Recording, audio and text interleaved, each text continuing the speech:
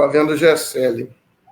Olá, boa tarde, internautas da TV 247. Eu sou Daiane Santos, estamos aqui no ar, mais uma entrevista, segunda-feira, começando a semana, depois aí de uma série de movimentos, né? Nós tivemos Weintraub fugindo para os Estados Unidos, em pleno sábado de manhã, o domingo também foi cheio, movimentado aí com as informações do caso Queiroz, o advogado, o Assef, continuou falando, então a repercussão aí durante a semana vai ser bastante grande. Mas nós vamos tratar sobre um assunto que também está dentro da ordem do dia e que tem reflexos diretos na vida, no cotidiano das pessoas e que precisa ser tratado cada vez mais para a gente compreender, né?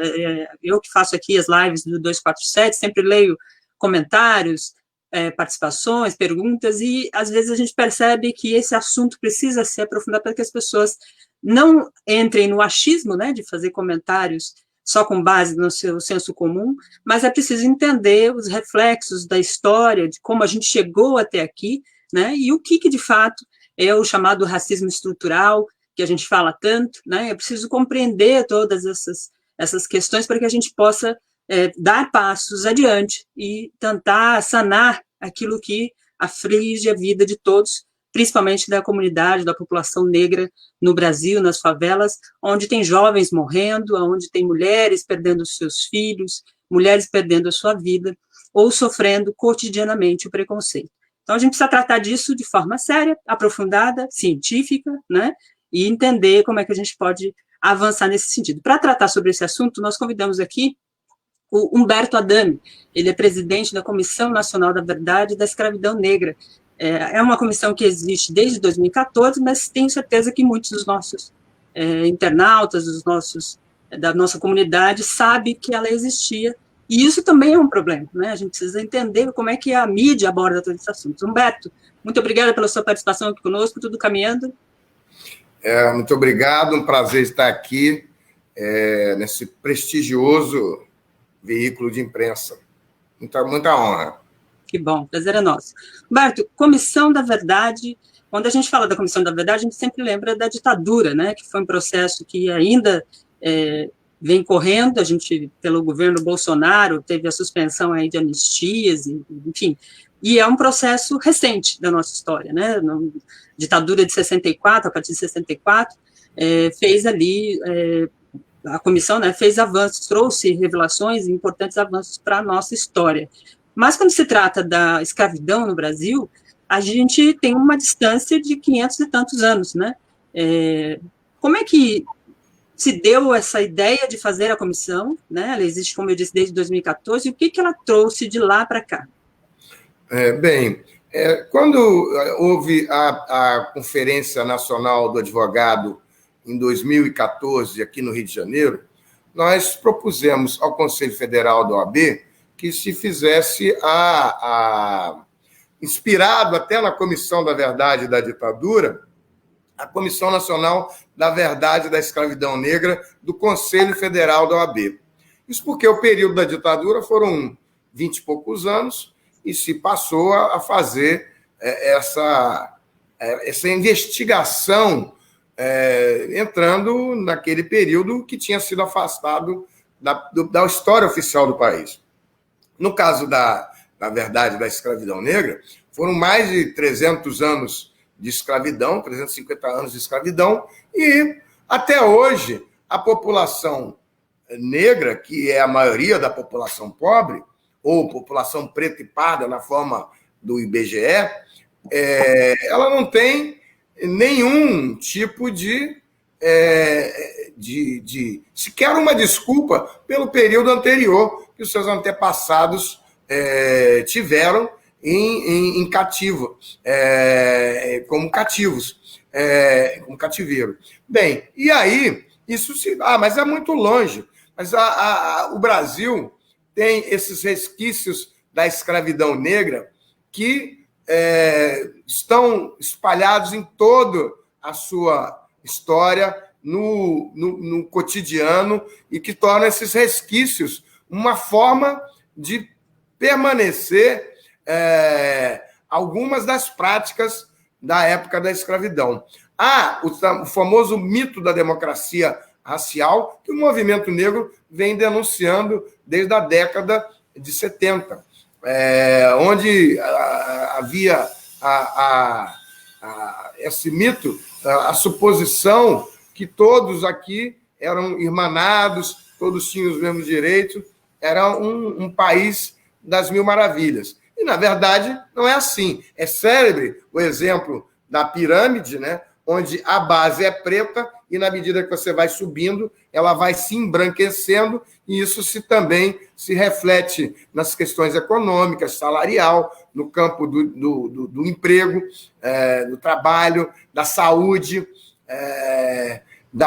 nos partidos políticos, no campo militar. Cada vez que você pega um olhar para qualquer lado que seja da sociedade brasileira, você vê uma sociedade hierarquizada racialmente, onde a base é preta e pobre.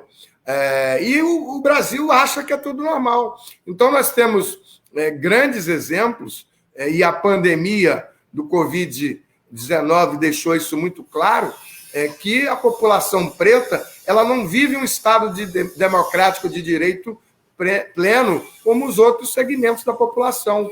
Ela é como se fosse uma subclasse, uma subcategoria. Isso vai para o genocídio da juventude negra, com assassinato covarde e cruel pela polícia de todos os estados, e a morte de jovens negros, ela é muito maior, muitas vezes maior do que da população branca. A bala parece que tem ela enxerga os chamados corpos negros. Isso também ocorre na questão da universidade. Você vê a discussão das cotas. Eu sou advogado da ação afirmativa ainda, mas por 20 anos nós estamos defendendo nos tribunais a polêmica das cotas, da ação afirmativa. E um grupo, um segmento da sociedade brasileira não consegue entender e acha normal, como, por exemplo, quando eu estava na Universidade de Brasília, na década de 80, você ter lá 2 negros para cada 98 não negros. Isso é um número estatístico de exclusão mais eficiente do que o regime de Jim Crow nos Estados Unidos e o apartheid na África do Sul. E um estado de absoluta normalidade. Então, a Comissão da Verdade ela mergulha no passado, nessas histórias todas, e buscando os heróis do passado, como o Luiz Gama, que é um caso de sucesso, e a Esperança Garcia, do Piauí, que foi uma mulher negra escravizada, que se descobriu apenas uma carta. E por essa carta, a OAB do Piauí comprovou que as ordenações filipinas, né, ela tinha feito uma verdadeira petição e, por isso, proclamou a primeira advogada do Piauí, Esperança Garcia. Correto. Humberto, a gente está falando de história, né? Quando a gente, recentemente eu tive um caso aqui no próprio 247, de uma pergunta de um internauta que questionou se eu tinha, onde eu estava, a posição que eu estou aqui no 247 era por cota ou por competência. E há, no conjunto da sociedade, até pela forma que nós, veículos, e aí vou colocar todo mundo, né, veículos de comunicação trataram a questão das cotas, por exemplo, que é um dos casos, de forma muito, muito superficial no debate, né, e um debate que nós não fazíamos no cotidiano. Hoje nós falamos sobre racismo, nós falamos sobre homofobia, nós falamos sobre machismo, de forma muito mais fácil, né? Mas na minha geração, por exemplo, não se tratava sobre esse assunto, era um assunto velado, justamente porque ele tinha todo um conjunto de situações que geravam ali conflitos. Tabu, exato. Mas a questão das cotas, por exemplo, eu conheço pessoas, inclusive da minha própria família, que tem uma compreensão das cotas como se ela fosse uma esmola, ou como se ela fosse um agrado para dar para alguém se beneficiar, como se ela não tivesse que atingir determinada pontuação, que ela não tivesse competência para ter o acesso às cotas. E aí eu pergunto, diante de tudo isso, como é que a gente trata a questão histórica, né? Há uma dificuldade no nosso país ainda de perceber como isso, e na prática, né, trazer isso para a nossa realidade. Esses heróis, por exemplo, o Luiz Gama, a própria Esperança Garcia, são personagens que a gente conhece depois, ou por outros meios, mas não na escola. Né? Como é que a comissão tem feito para que essas situações de realidade, de fatos, se tornem também uma realidade de fato dentro da sala de aula? Olha, primeiro você sabe muito bem, Daiane, tem ciência da apelidada Lei 10.639, que é uma alteração que depois foi secundada pela a Lei 11.645, que são alterações da Lei 9394, que é a Lei de Diretriz e Base da Educação. Essa lei é chamada de Lei de História da África e Cultura Afro-Brasileira e Indígena. Ela pressupõe estudos obrigatórios da cultura, a história da África, porque é importante estudar a África também, e a cultura afro-brasileira e indígena. Nós denunciamos, através do Instituto de Advocacia Racial e Ambiental, e depois eu fui ouvidor da CEPIR, a Secretaria Nacional da Igualdade Racial, com o ministro Edson Santos, e nós denunciamos o descumprimento dessa lei, que é a Lei de Diretriz e Base da Educação, é como se fosse a Bíblia da educação, de todas as formas, seja pelo Ministério Público, seja com as secretarias estaduais de educação, as secretarias municipais, diretamente, e através da própria ouvidoria da CEPI e através do MEC. E a lei, ela é descumprida de uma forma geral, mas em muitos pontos, ela é cumprida de forma eficiente. Mas qual é o nosso prejuízo? Prejuízo de todos nós, negros, brancos, asiáticos, indígenas, é que acabamos por não ter esse conhecimento, que é um conhecimento que funda a nação brasileira. É o desconhecimento de você não ver falar da cabanagem do Pará, do Amazonas, de não ver falar sobre a revolta dos malês na Bahia, dos lanceiros negros lá no Rio Grande do Sul, né, de ver toda a efusão de Minas Gerais, com mais com municípios que contam a história do Brasil. Isso tudo é riqueza e nos reporta aqueles que vieram da África e que construíram o país. E que hoje você tem no Brasil uma maioria estatística de mais de 54% da população, como pretos e pardos. Nos Estados Unidos são apenas 12% e elegeram o presidente da República. Aqui, se você for olhar para o Congresso, você não tem um pouco mais de 20 parlamentares, em 513. Então, isso acaba por cercear absurdamente as oportunidades da população preta e parda do país. E há uma juventude que vem, apesar disso tudo, diretamente das cotas. As cotas estão aqui na UERJ, de onde eu falo, do Rio de Janeiro, elas estão implementadas desde 2000.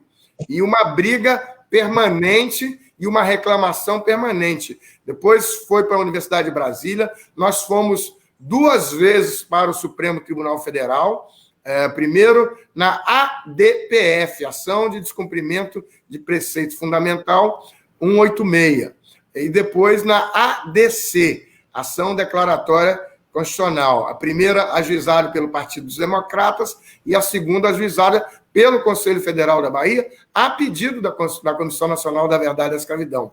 Isso propiciou o quê? Propiciou que você tivesse, com todas essas dificuldades, e esses verdadeiros heróis que foram os cotistas, eles ingressaram na universidade.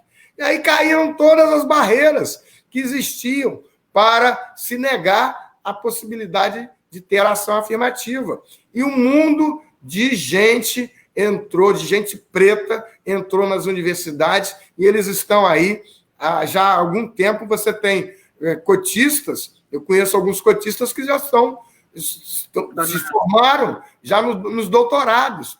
Quer dizer, o único problema de não ter acesso para doutores negros nas universidades era a questão de oportunidade. E uma parcela branca do país se achando o máximo com oportunidades que são engendradas dentro do que hoje se conhece como racismo institucional. Mas isso você pode verificar para qualquer lugar do país, onde você virar, você vai ver a marca que são os resquícios da escravidão negra no Brasil. E só para lembrar, o crime da escravidão histórico, o crime da história da escravidão, ele é considerado um crime de lesa humanidade e um crime que não tem prescrição.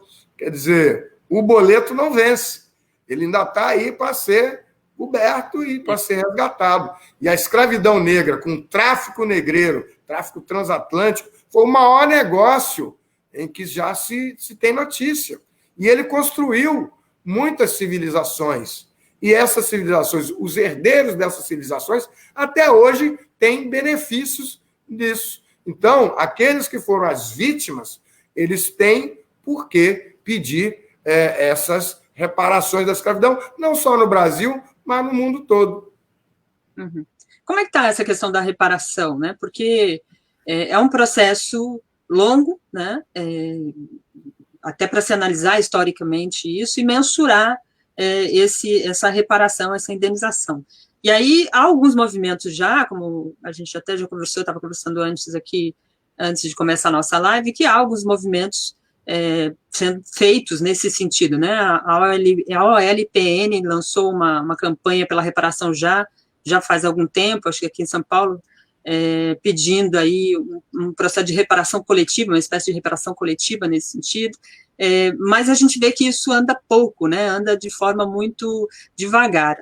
O Iero Ferreira, que é um matemático importante, uma liderança importante nesse sentido, ele defende isso e acha que há alguns entraves que são feitos ali pelo próprio movimento. Como é que você analisa isso? O que você acha desse processo de reparação? Essa é a pauta mais importante do Brasil. Toda vez que eu digo isso, o pessoal da ação afirmativa fica muito zangado, porque a ação afirmativa ela vai lidar com o racismo do cotidiano, né? E a reparação da escravidão, ele vai entrar na história do Brasil. Iero Ferreira eu vou ter uma live com ele na quarta-feira. Ele é um amigo querido e muito próximo. Na verdade, ele é um professor de todos nós. A OLPN já tem uma militância nisso aí há mais de 20 anos. E ele se coloca humildemente como ativista histórico do movimento negro. Ele foi fundador do MNU. E a pauta é uma pauta mundial. Você vê que os negros nos Estados Unidos também estão brigando pela reparação e que não gostam. Nos Estados Unidos não gostam desse assunto. Mas ela está no Caribe, ela está na Inglaterra, ela está na França, ela está na Austrália. É um movimento mundial. Mas é uma pauta que ninguém quer tratar. Você veja, tanto na direita quanto na esquerda, quem foi que discutiu nas 5 últimas campanhas eleitorais aspectos da reparação da escravidão? Ninguém. Nem a direita, nem a esquerda. E isso que é mais importante. Por isso que a pauta da reparação ela tem sido absurdamente importante e é a pauta que vai, a meu juízo, salvar o Brasil da estagnação que se encontra. Essa paralisação do país não sabe para onde vai, é exatamente porque há um fosso racial aqui no Brasil e que impede, inclusive, do Brasil olhar para sua cara e se enxergar. Como é que pode você ter uma universidade com 100 vagas, 2 estudantes pretos e pardos e 98 brancos, como era em 80? Mas a reparação da escravidão ela já teve iniciativas como o de Fernando Conceição, na década de 80, que propôs um montante de dinheiro que causou muita repercussão. Depois, em São Paulo, teve a vereadora Claudete Alves, seguindo o movimento Reparation Now dos Estados Unidos, trazendo também uma proposta, mas aí já era em reais. E quando chega a Comissão da Verdade da Escravidão Negra, do Conselho Federal da OAB, eu disse, o que aconteceu toda vez que se falou em dinheiro específico?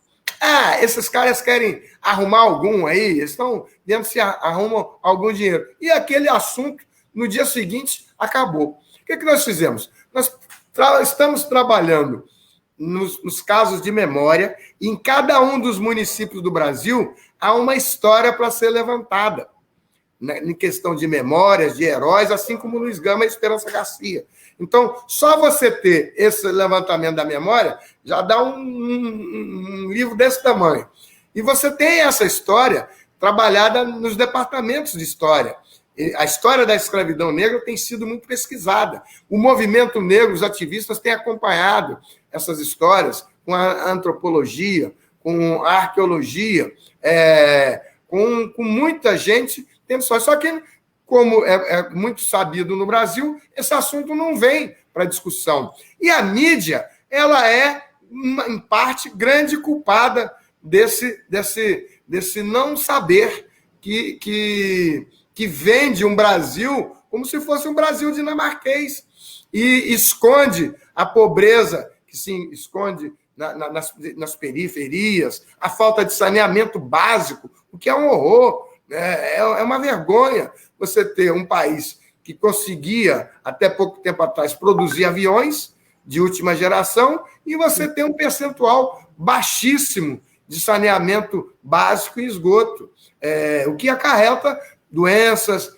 meio ambiente inadequado. Então, tudo isso é uma pauta de saúde que também envolve os resquícios da escravidão. Mas, e aí nós passamos, então, a trabalhar com esses exemplos. A pauta da reparação da escravidão, você veja, Daiane, que nós estamos na terceira gestão do Conselho Federal.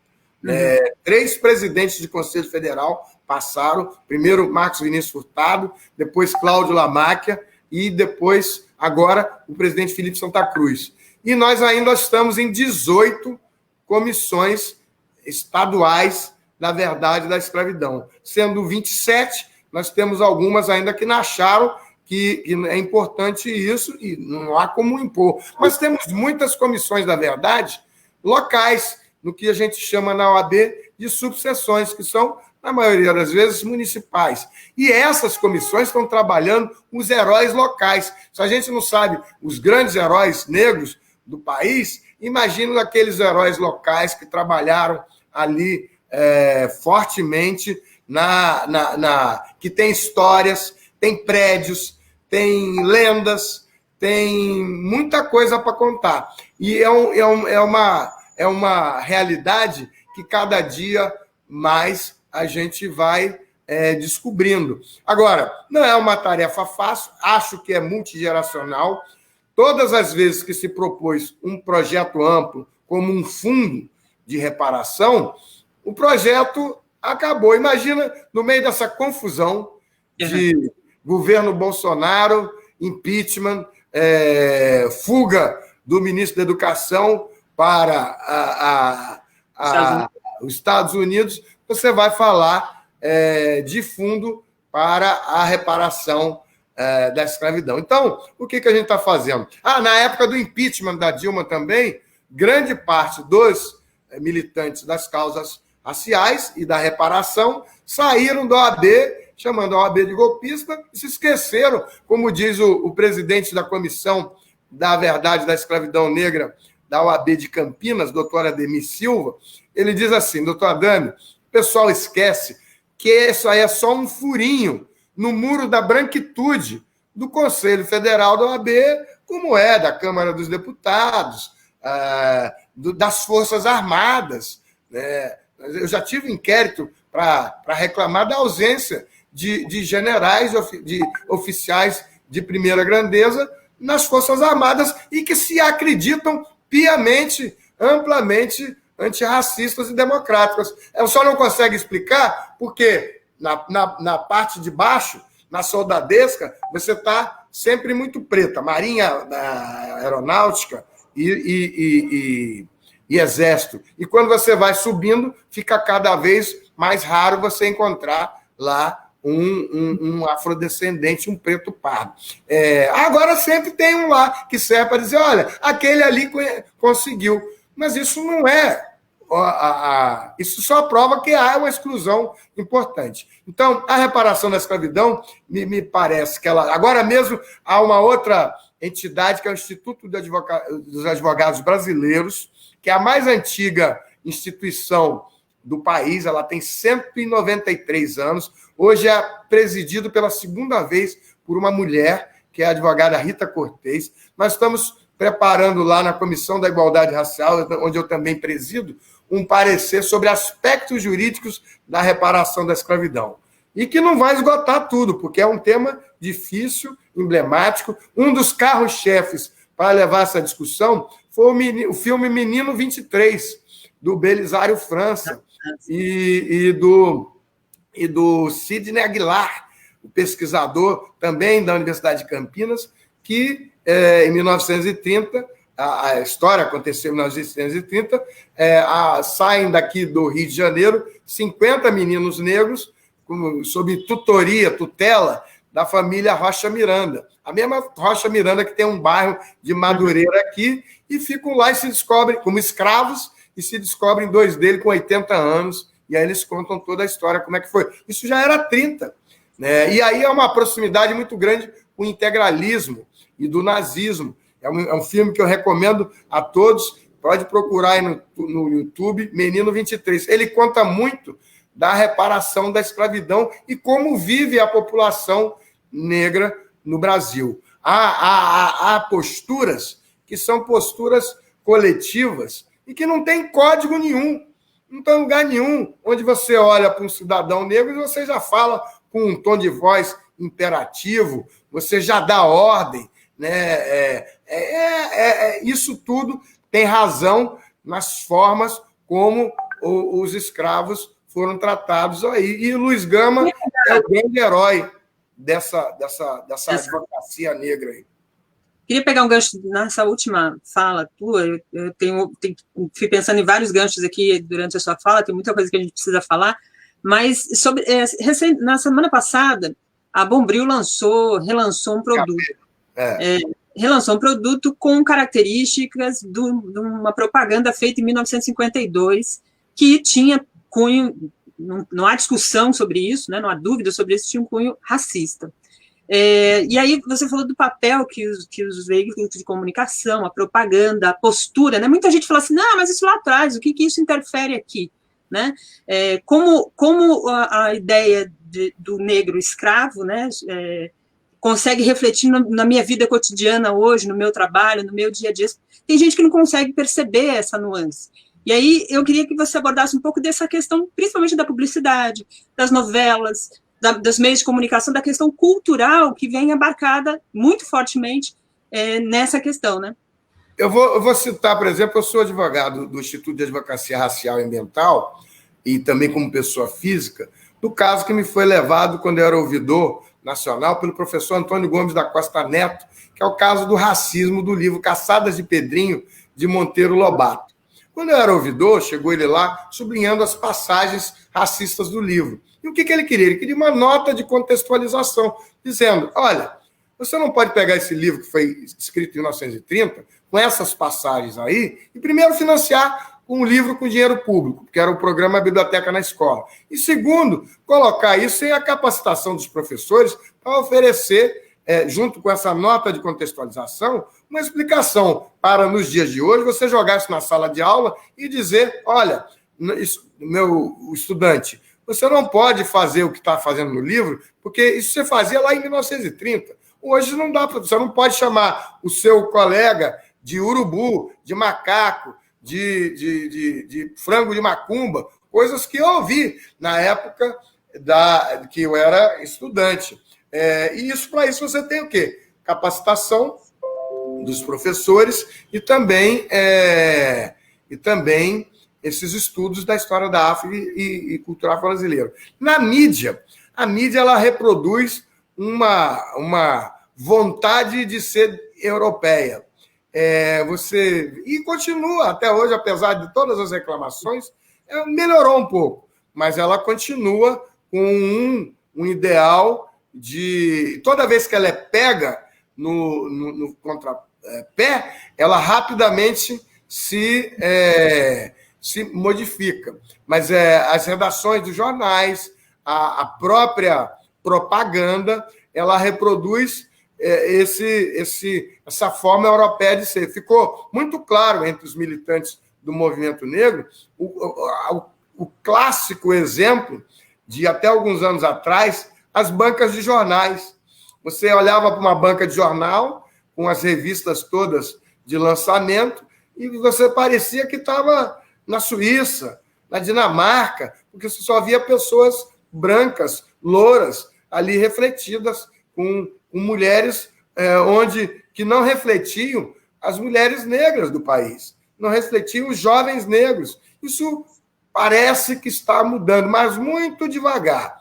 E, para isso, as cotas têm sido fundamental. Eu penso que a gente deve promover... essas coisas também não se resolvem assim, no tranco.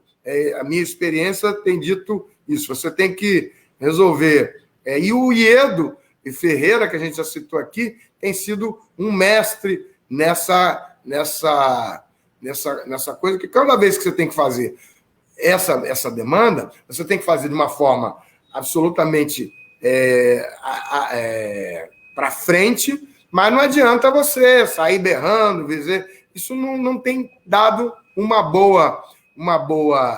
bom resultado, porque há prejuízo também para o branco pobre. E até entender essa equação de que aquele prejuízo vem lá de trás, as pessoas reagem, reclamam e protestam. Então, quando as cotas estavam se implementando, a denúncia é que isso iria trazer o ódio racial existente nos Estados Unidos. E você vê que isso se repetiu agora, na cobertura das mídias. Eu estava vendo, eu estou aqui trancado já há 2 ou 3 meses, e com um olho na CNN, na Globo News e também na TV 247. E vendo o seguinte, logo as coberturas internacionais ligaram para dizer, olha, negros nos Estados Unidos e pretos e pardos aqui foram os que mais morreram em decorrência do Covid-19. Mas aí as reportagens se apressavam em dizer, mas não foi por racismo, não. Ora, não havia um fiscal na porta do hospital dizendo, esse aqui entra porque é branco, esse aqui não entra porque é preto. Uhum. Aí elas diziam, não foi racismo, apenas foi. Aí começavam. Eles, os pretos, pardos ou os negros, ganhavam menos, tinham menos salário, tinham menos planos de saúde, tinham menos acesso a meio ambiente e saneamento básico, moravam mais longe, nas periferias, tinham doenças de comorbidade atual, uma série de coisas que só revelavam esse conjunto todo, se traduz por resquícios da escravidão negra. E é esse resquício da escravidão negra que tem que ser debatido. Hoje, eu penso que estabelecimento de políticas públicas pode ser a mais fácil das propostas. Mas há gente que acha que não, e é um assunto sempre polêmico, que vai demandar muita discussão ainda. Há pessoas, inclusive o grupo do Iedo, que quer buscar reparações dos descendentes das famílias e empresas escravocratas, que têm como identificar e que acumularam muitas fortunas no país. Às vezes as pessoas estão aí ricas há gerações e a origem da riqueza foi essa questão do acúmulo com o crime do tráfico negreiro e do tráfico transatlântico. Eu não sei se é a melhor solução. Acho que a gente precisa caminhar mais. O próprio Laurentino Gomes, quando ele lançou o livro Escravidão, eu indaguei ele 2 vezes, fui atrás dele, porque é um livro importante, ele é um escritor importante, e eu perguntei como é que ele via essa questão da reparação da escravidão. Ele disse o seguinte, olha, eu não acho que seja a melhor forma de abordar, porque isso atrai preconceito e rejeição para o tema. da reparação da escravidão. E eu redargui, mas não era um debate, ele só estava lançando o livro dele, então não era para eu dizer nada, só fiz uma pergunta. Mas se não era para fazer o debate da reparação da escravidão, não pode só para você vender o livro sobre a escravidão. A história da escravidão, ela merece e deve ser conhecida para exatamente se fazer a reparação da escravidão, enfrentar esse legado vil, covarde e absurdamente injusto que fazem o Brasil um país com tantas possibilidades, com tanta riqueza e que não consegue sair dessa coisa absurdamente atrasada, né? Que são essas relações que a gente vê todo dia aí.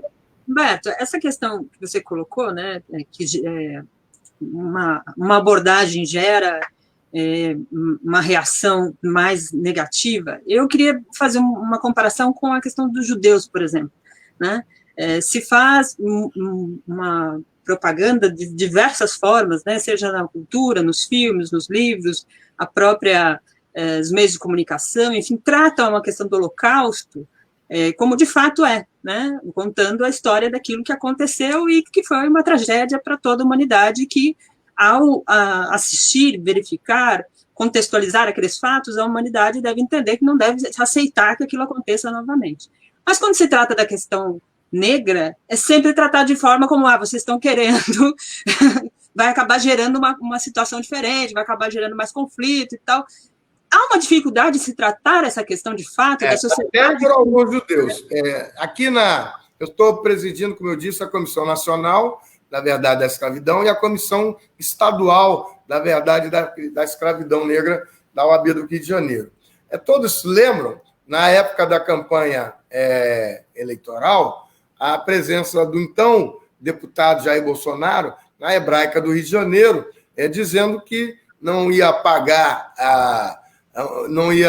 que os quilombolas se pesavam, que ele tinha visitado lá, o quilombola pesava em 7,6 arrobas, e que no governo dele não ia ter 1 centímetro de terra e 1 centavo de recurso público para quilombolas e indígenas.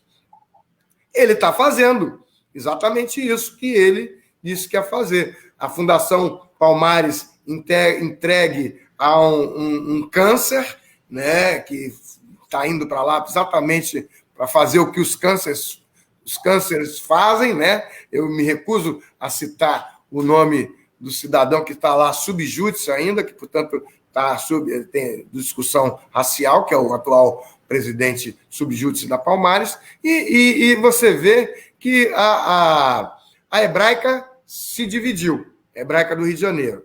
Eu entrei pelo partido Frente Favela, então candidato a ser partido Frente Favela Brasil, acabou não se configurando como partido político, e nós fizemos não só a denúncia junto ao Ministério Público Federal, e que levou ao ajuizamento da ação de danos morais coletivos pelo Ministério Público Federal do Rio de Janeiro. Depois, quando chegou em segunda instância, o Tribunal aqui do Rio de Janeiro cassou a decisão que tinha condenado o então candidato, deputado, por conta da imunidade parlamentar.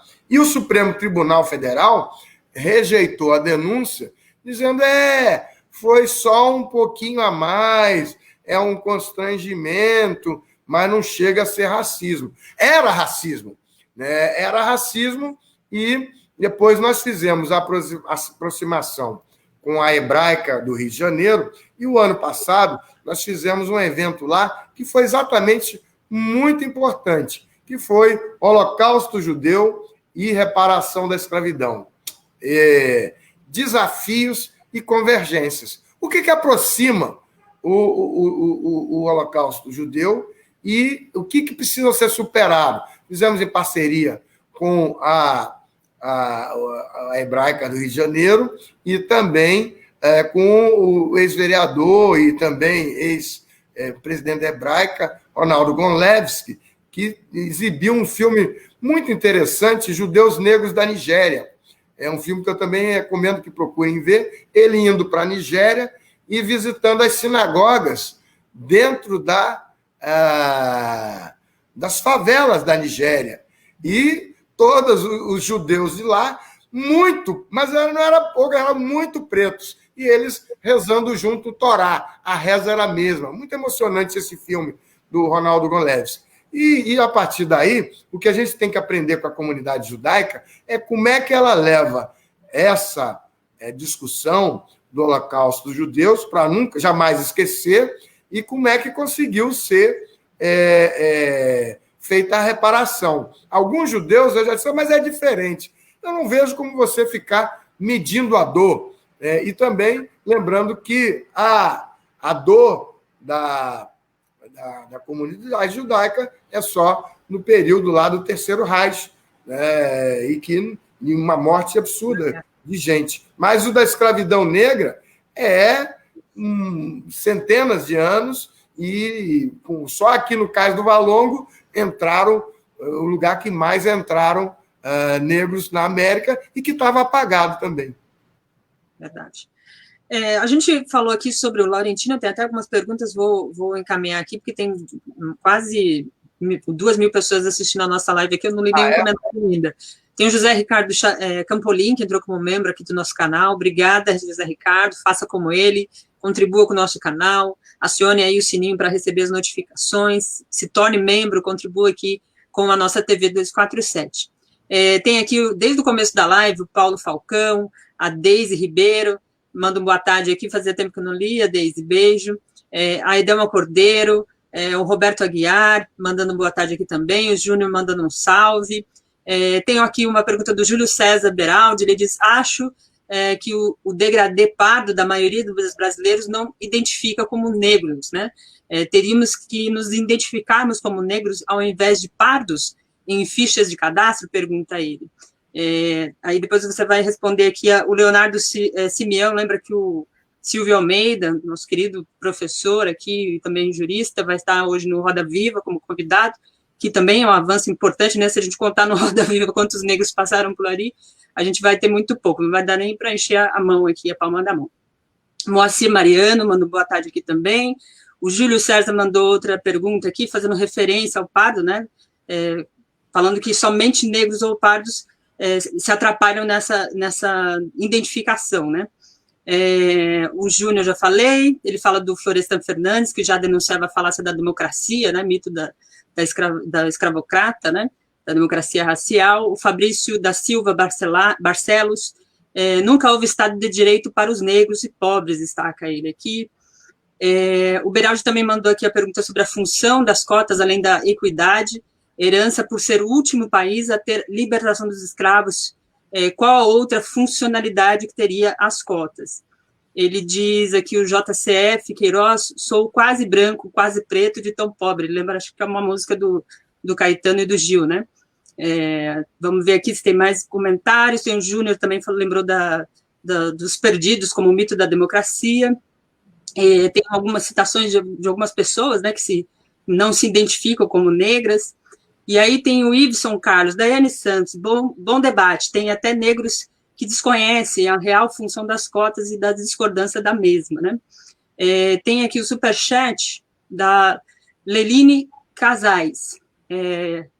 Fala que invadir hospital é crime, somos todos aroeira. Ela manda várias hashtags, né? Mulheres derrubam Bolsonaro, vidas negras importam, fora Bolsonaro, fora Mourão, fora desgoverno genocida, cassação da chapa já, eleições gerais. E tem aqui também, Humberto, tem um superchat aqui da Andy 1146, o perfil dela. Por que o Laurentino virou autoridade no assunto? Ele não é historiador, não conhece questões teóricas e metodológicas, aqui na opinião da Andy.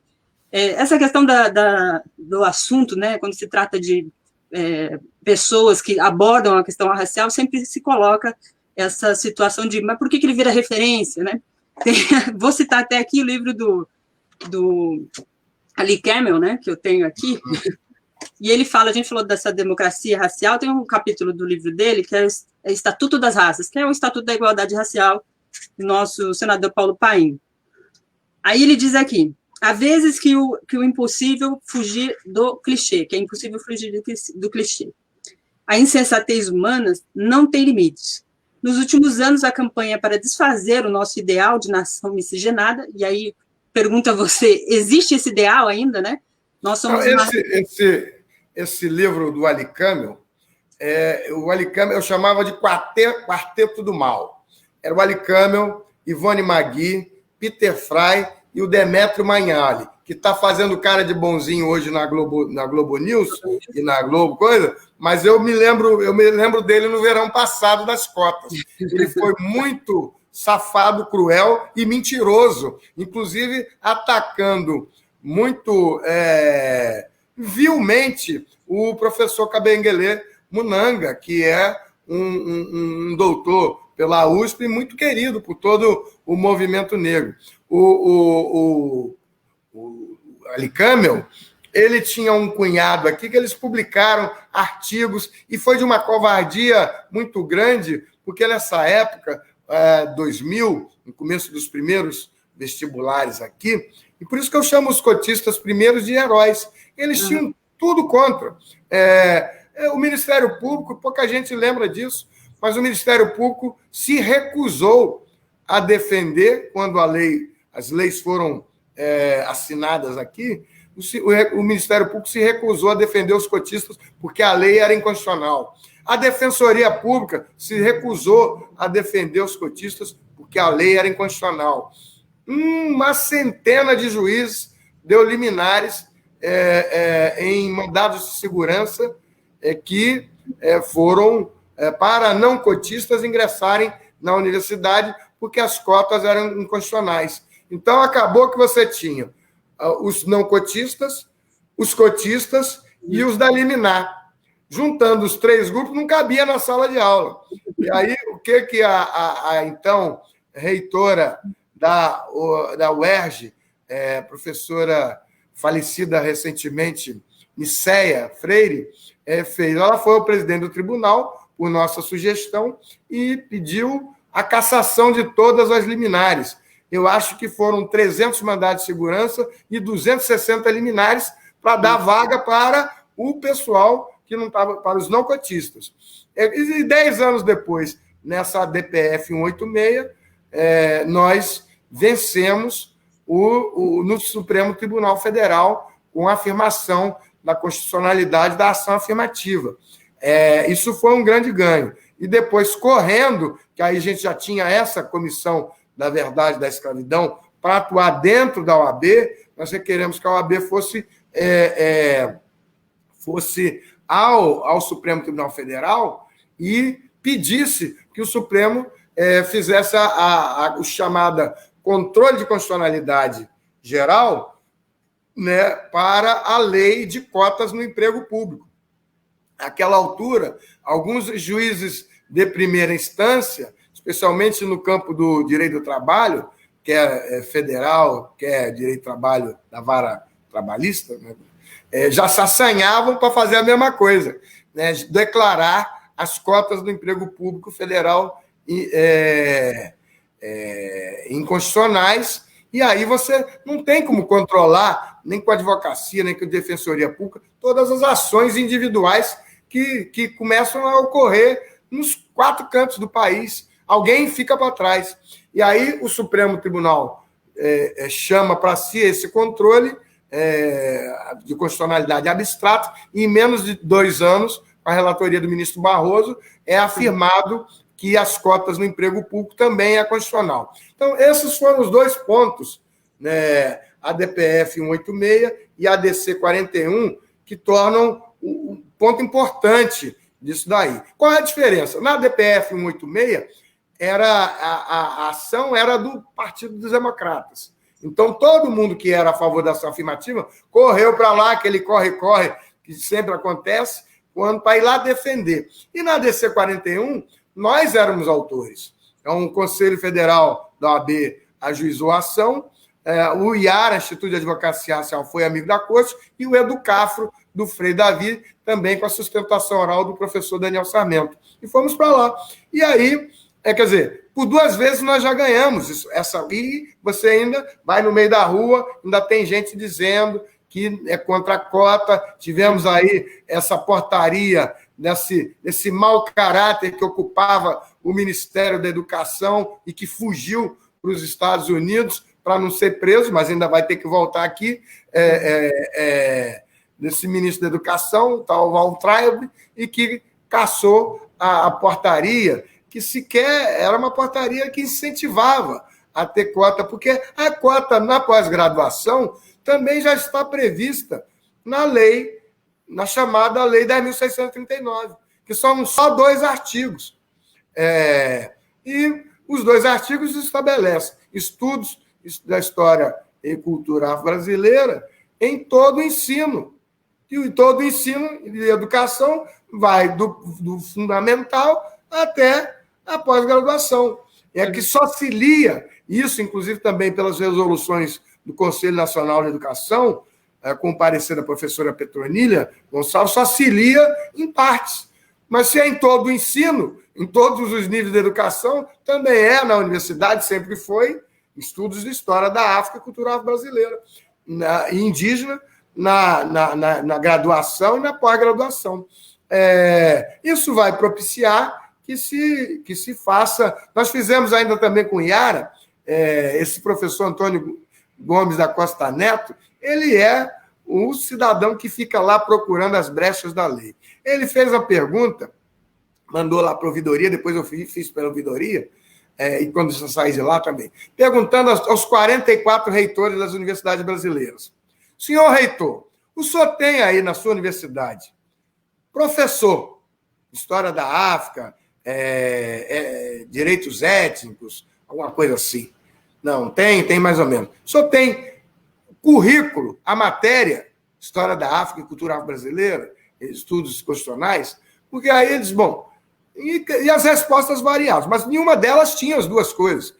Se você não tem currículo e não tem professor, como é que você pode estar cumprindo a droga da lei? E isso no âmbito da universidade. Aí nós ameaçamos, fizemos um pedido de sindicância ao ministro da Educação para processar por improbidade administrativa os 44 reitores. Depois levamos ao ministro da Educação e, na sua omissão, à presidente da República. Ela pode fazer a avocação, é uma lei também de 64, e o decreto-lei 200, que pode pedir a avocação de qualquer assunto, qualquer tema, né? O presidente da República pode fazer. Então, como ela não fez nada, nós abrimos a porta para entrar no Supremo Tribunal Federal. Esse mandado de segurança ainda está lá com a relatoria da ministra Rosa Weber. Mas o engraçado é o seguinte, a advocacia estratégica, ela é feita e não precisa ganhar o processo, como foi o caso do Monteiro Lobato. O Monteiro Lobato, ele abriu uma discussão que a Ana Maria Gonçalves chama de limpeza de reputação étnica, com o mandato de segurança lá no Supremo Tribunal Federal, se descobriu que o Monteiro Lobato, confessadamente, praticava eugenia através da literatura e reclamava não ter, no Brasil, uma ferramenta como a Ku Klux Klan. Ele escreveu e teve abaixo-assinado da Academia Brasileira de Letras contra nós, os autores do mandato de segurança. O Ziraldo fez uma marchinha de um bloco, que M é essa? Lobão fez também, Caetano Veloso, entrevista, dizendo... E todas essas pessoas, quando bateu na eugenia, bateu na questão judaica, porque eugenia é o que faziam os médicos do Terceiro Reich com os cidadãos judeus. Aí, todo mundo... Até chegou a ser engraçado, porque todos eles puxaram o freio de mão e tiveram que dar um cavalo de pau e voltar para dizer que não era bem assim, que eles não sabiam. Foi bom, porque não falaram com a gente, mas tiveram que dar algumas declarações aí. Nos 44 reitores, nós não tivemos até hoje uma solução do mandado de segurança.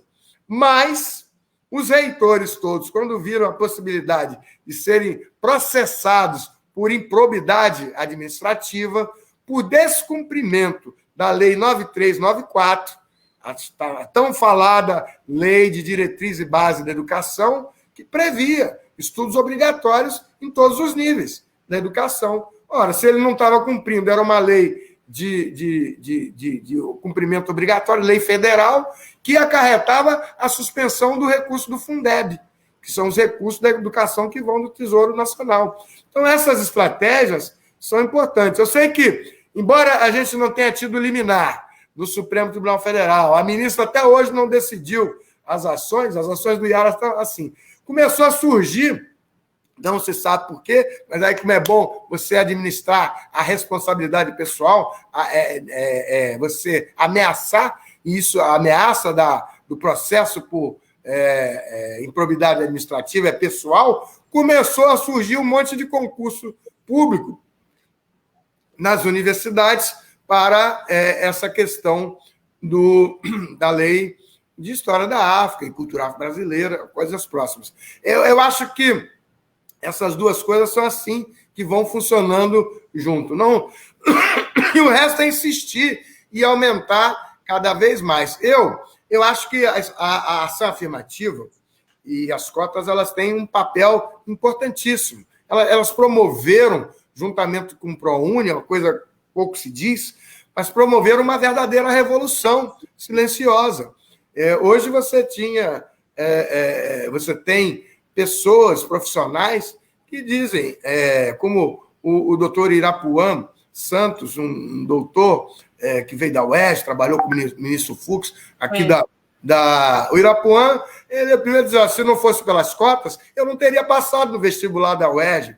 A Aline, também, acho que Santos, que é também doutora, que você acabou de se doutorar, está lá no fundo de educação, se eu não me engano. A Aline também via aqui com 18 anos, cotista da UERJ, agora ela é doutora em Direito pela USP. Ora, essas pessoas farão em mais alguns anos uma diferença imensa. E há uma gama muito importante de juventude negra que está acontecendo, sim, como intelectuais de porte e de gabarito. Eu acho que alguns erros foram cometidos e o Edio Silva chamou a atenção disso num seminário que foi realizado lá no Ministério Público do Trabalho com a Subprocuradora-Geral do Trabalho, a doutora Edela Mari, no ano passado, acho que foi em outubro. E lá ele dizia, olha, alguns erros foram cometidos nas estratégias, que foi, primeiro, o movimento de duas gerações atrás, que pensou em ir para a universidade e fez o caminho de ir para a universidade. Quando foi para o governo, mas achando que estava gerindo a academia. E não era essa. A gestão do governo é diferente da academia. E alguns erros foram praticados que precisam ser diagnosticados para uma correta evolução dos fatos. Eu sei que eu fui chamado para a bancada,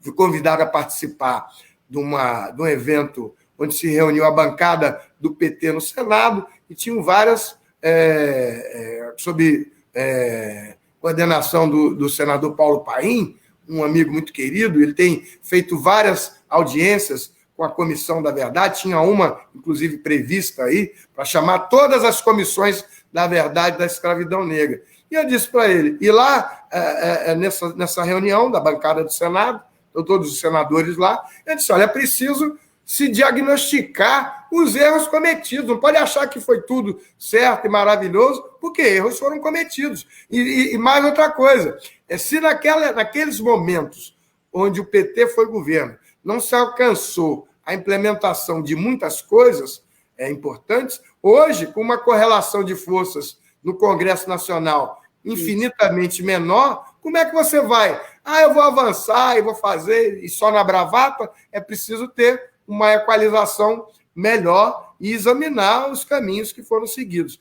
Mas eu penso que é importante ver que os caminhos foram bastante importantes. Agora, eu estou absolutamente convencido de que a ação afirmativa, que trata de umas vagas, né, que é isso que a gente fala, de cotas são umas vagas no emprego público, na universidade, mas são só umas poucas vagas.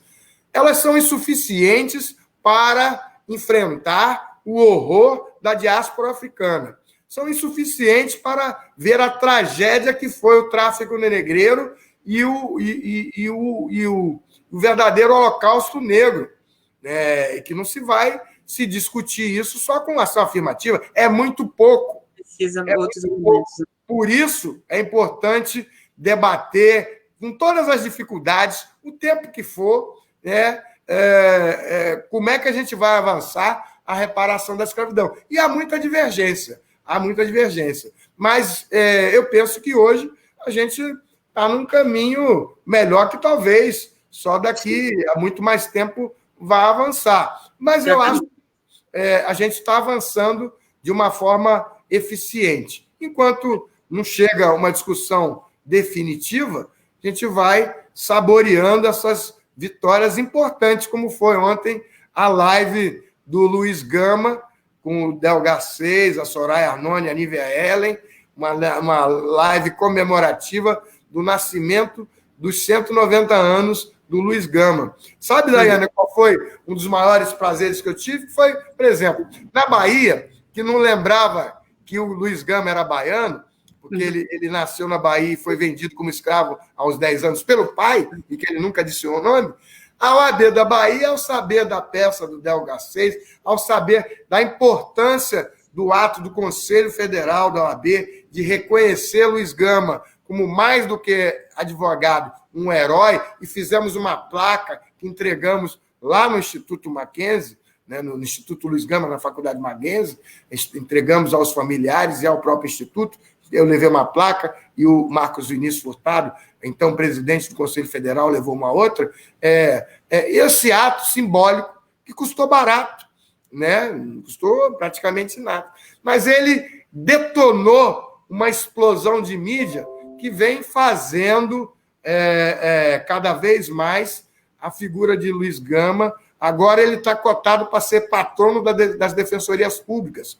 Isso por causa do trabalho da OAB e da Comissão da Verdade da Escravidão. E, lógico, pesquisadores como o próprio Instituto Luiz Gama, que é presidido lá pelo professor Silvio Almeida, que vai estar hoje no Roda Viva, também a professora Lígia Ferreira, que é doutorada em Luiz Gama pela Sorbonne, e que a gente hoje convidou ela para fazer uma super palestra na super conferência que vai ter no Conselho Federal para mais de 70 mil advogados no final de julho. Então, esse trabalho todo, você tem que ter calma e você tem que ir avante. Com todos os percalços, você está levantando novas discussões, com calma, serenidade, afastando, inclusive, os apressados das discussões que muitas vezes se revelam oportunistas ou eleitorais. A gente não pode confundir essas coisas. O caminho é difícil e eu sempre gosto de... Eu fiz um bradão que eu digo sempre assim, nós vamos fazer tremer o chão dessa terra. E é isso mesmo. Já estamos fazendo, já. Queria aqui agradecer a participação de todos os internautas. Teve um comentário do Nivaldo Pereira pedindo para trazer o professor Silvio Almeida. Ele participou há cerca de 2 semanas no Boa Noite conosco, tratando justamente sobre as manifestações nos Estados Unidos, onde ele está agora, dando aula lá, e vamos manter o contato com ele para ver se a gente consegue fazer uma atividade um pouco mais longa, uma entrevista um pouco mais longa com outros participantes também. Então, agradeço aqui, tem várias outras sugestões de pauta aqui. A Laline também mandou um novo superchat aqui, agradeço a ela. Ela disse, aqui tem mais, Lula livre, candidato, invadir hospitais é crime, somos todos Aroeira, reforça ali todas as hashtags, cassação da chapa. Eu tenho uma sugestão de pauta. Eu tenho, posso fazer? Deve, sempre. Entrevista à professora Maria Sueli Rodrigues. Sueli. Estou atrás dela faz um tempo. Estou atrás dela faz um tempo. E é facinho. Ela é a secretária nacional da Comissão da Verdade da Escravidão Negra. Ela foi presidente da OAB da Comissão da Verdade da OAB do Piauí. É muito fácil. Eu sou fãzésimo dela. Tem também a professora Eze Matos, ela é hoje a secretária nacional da Comissão da Verdade da Escravidão do Conselho Federal, mas está de licença porque ela vai concorrer ao governo do Piauí. Que bom.